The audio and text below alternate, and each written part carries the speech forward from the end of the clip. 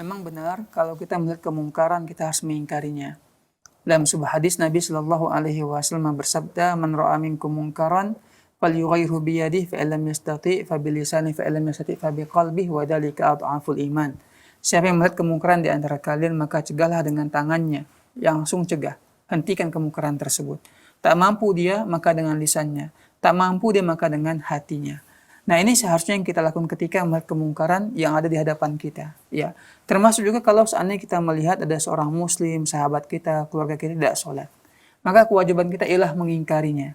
Tapi dalam perkara umpamanya ada teman kita bertamu di rumah kita, ya seharusnya kan tamu itu kita muliakan. Iya, betul. Bukankah Nabi Shallallahu Alaihi Wasallam bersabda, "Man kana yu'minu billahi wal yawmil akhir falyukrim dhaifahu."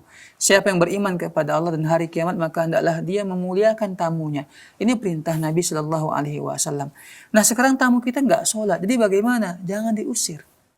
Apa yang harus kita lakukan? Nasihati. Ya, nasihati mereka, dakwahi mereka. Mungkin mereka belum sampai kepada mereka tentang kewajiban ya sholat 5 waktu, kemudian bagaimana Allah Subhanahu wa taala memberikan azab dan siksaannya kepada orang yang meninggalkan secara sengaja. Ya, sampai secara hikmah, lemah lembut dakwah tersebut kepada mereka. Bukankah lebih untung lagi ya daripada kita mengusir mereka, mereka sakit hati, marah kepada kita, meninggalkan kita, lebih utama kalau kita menasihati. Kemudian mereka mendapatkan petunjuk, ya Allah beri mereka hidayah dari nasihat kita.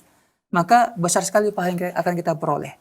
Bukankah Nabi Shallallahu Alaihi Wasallam bersabda, "La yahdiyallahu bika rajulan wahidan khairun laka min humurin na'am." Satu orang saja mendapat petunjuk melalui perantaramu, ya, maka lebih baik daripada onta yang merah-merah.